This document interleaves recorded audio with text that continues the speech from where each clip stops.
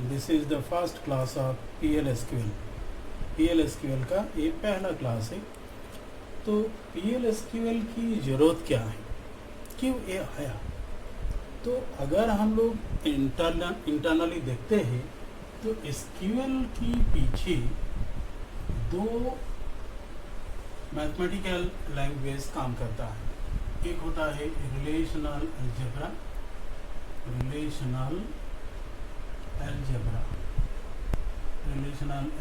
जो प्रोसीड्यूरियल होता है, और दूसरा होता है रिलेशनल कैलकुलस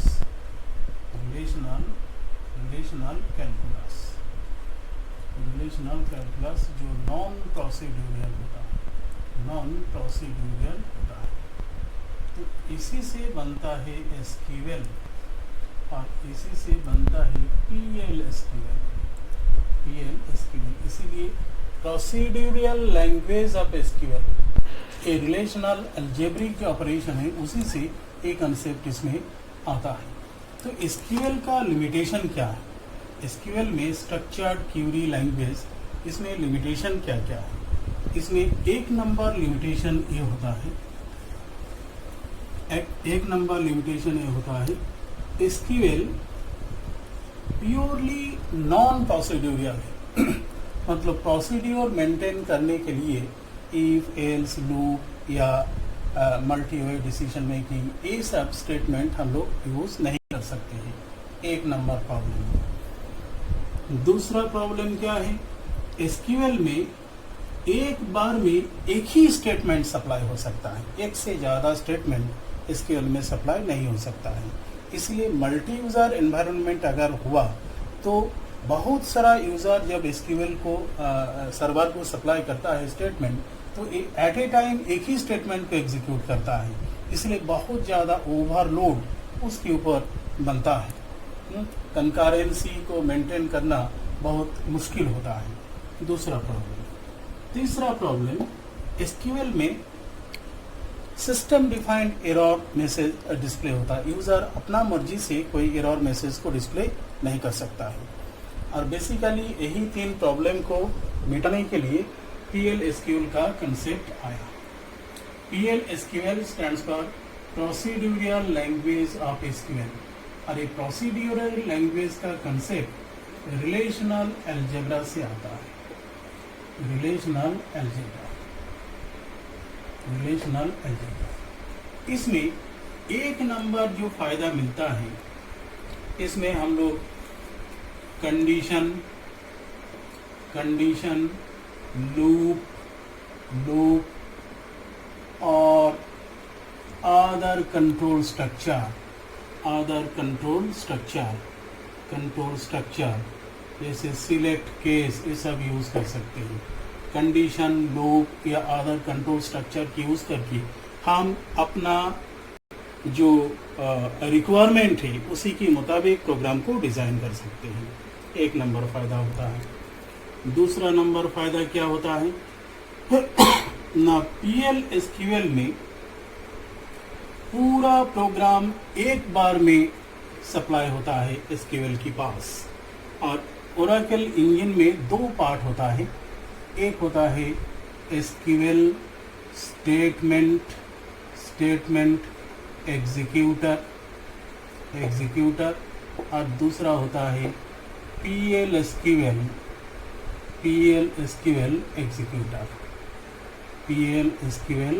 एग्जीक्यूटर या PL/SQL इंजन। तो ये दोनों इंजन एक साथ काम करता है। पूरा प्रोग्राम एक बार में सप्लाई होता है, और इस प्रोग्राम में SQL स्टेटमेंट भी हो सकता है, कंडीशनल ब्लॉक्स भी हो सकता है, फंक्शन प्रोसीड्यूर सब हो सकता है, और टोटल एक बार में सप्लाई होता है। अगर कोई SQL स्टेटमेंट मिला तो इसके थ्रू उसको एग्जीक्यूट किया जाता है। अगर PL/SQL ब्लॉक मिला तो इसके थ्रू उसको एग्जीक्यूट किया जाता है। तीसरा क्या होता है ना, SQL में limited number of types available है। नॉर्मली 10 टाइप्स का वेरिएबल्स या फील्ड्स हम लोग बना सकते हैं SQL में। मगर जब PL/SQL का बात आता है तो PL/SQL में एनी टाइप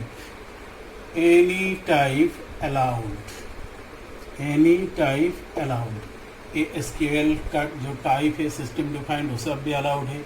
जो प्रोग्रामिंग लैंग्वेज SQL के साथ कनेक्ट होके काम करता है एज ए फ्रंट एंड, जैसे विजुअल बेसिक, जावा, C#, ये सब लैंग्वेज में जो टाइप है वो सब भी अलाउड है। साथ साथ हम जो पर्टिकुलर फील्ड है, फील्ड का टाइप का भी वेरिएबल बना सकते हैं, रो टाइप का वेरिएबल बना सकते हैं, टेबल टाइप का वेरिएबल बना सकता है। मतलब यूज़र जितना चाहते हैं उससे ज़्यादा टाइप का वेरिएबल बनाने का फैसिलिटी PL/SQL में दिया हुआ है। चौथा फ़ायदा क्या होता है ना, इसमें user defined error message print होता है। एरर मैसेज प्रिंट करने का फैसिलिटीज दिया हुआ है, user defined error message. Actually देखा जाता है सिस्टम डिफाइंड एरर्स जो है वो -19,099 तक, 0 से यह तक, मतलब total 20,000 system defined errors display करने का फैसिलिटीज़ रहता है।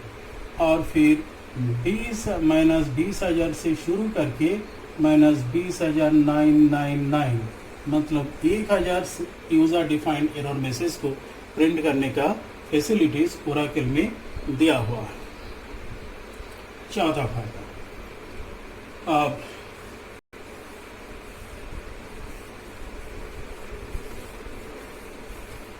पांचवा फायदा क्या होता है? पांचवा फायदा ये होता है ना, PL/SQL प्रोग्राम पोर्टेबल होता है। मतलब एक बार PL/SQL प्रोग्राम अगर हम बनाया तो इसको कोई भी ऑपरेटिंग सिस्टम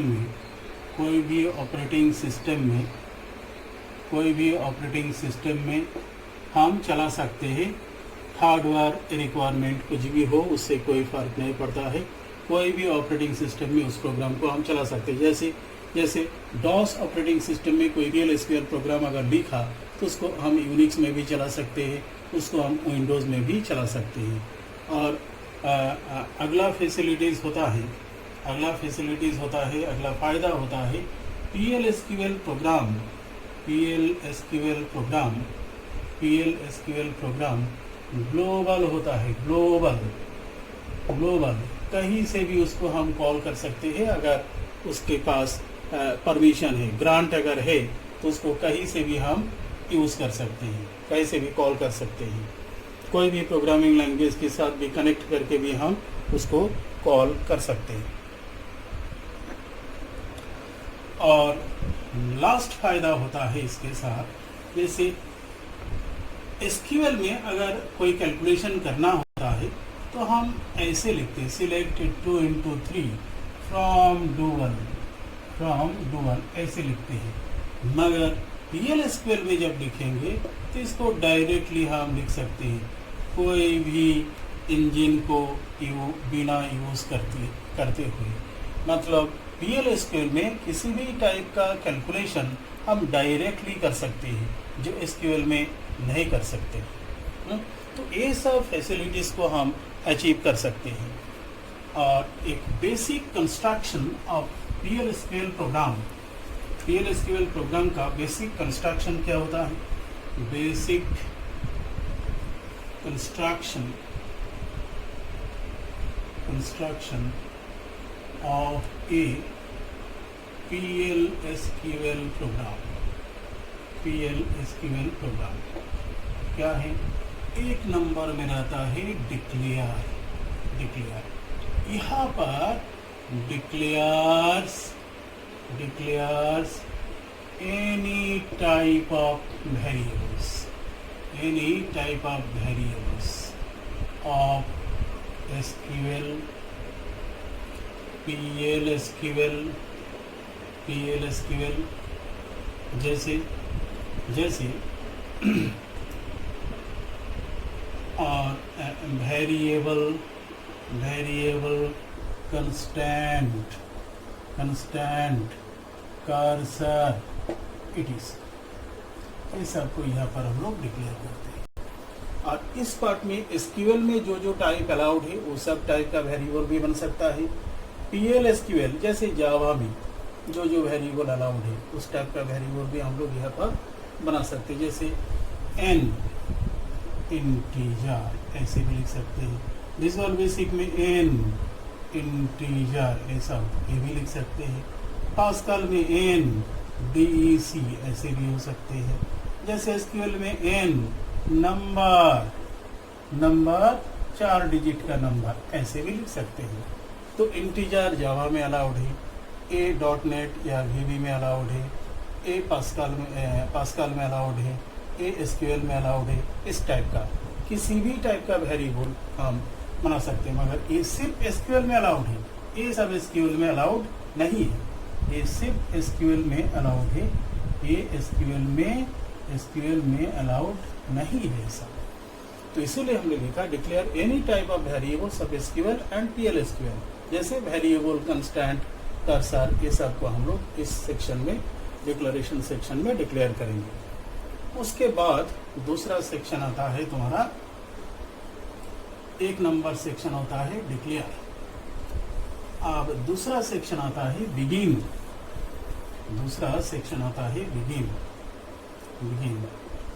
इस पार्ट में एसक्यूएल स्टेटमेंट को हम लोग लिख सकते हैं। SQL statements, PL SQL block मतलब यहाँ पर एसक्यूएल स्टेटमेंट जैसे इंसर्ट, डिलीट, अपडेट ये सब स्टेटमेंट हम लिख सकते हैं।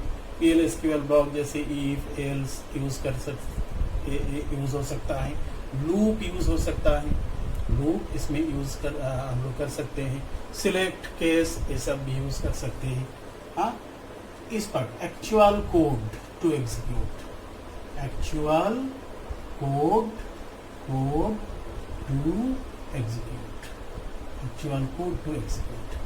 अब यहाँ पर एक ऑप्शनल एक्सेप्शन डाटा है।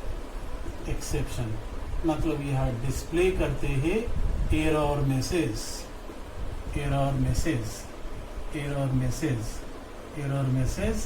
arise in begin section, arise in begin section। यहाँ पर जो भी एरर अराइज होगा वो इस पार्ट में हम लोग डिस्प्ले कर सकते हैं। अब ये वाला पार्ट ऑप्शनल होता है, अगर हम लोग डिस्प्ले नहीं करेंगे तो सिस्टम डिफाइंड मैसेज डिस्प्ले हो जाएगा। और प्रोग्राम को एंड करने के लिए एंड और लास्ट में एक सेमीकोलन देते हैं। This is the end of the PL SQL program. और डिक्लेयर वैसे प्रोग्राम का डिक्लेरेशन होता है, मगर एक्चुअल यही से एग्जीक्यूशन शुरू होता है, यही पर एग्जीक्यूशन खत्म होता है। Logical starting point of execution ये होता है logical ending point of execution. एक PL एसक्यूएल प्रोग्राम में ये बेसिकली 3 पार्ट होता है, डिक्लेयर, बिगिन, एंड, और एक्सेप्शन ऑप्शनल होता है। अब PL एसक्यूएल प्रोग्राम को कैसे लिखना है ये हम लोग नेक्स्ट वीडियो में देखेंगे।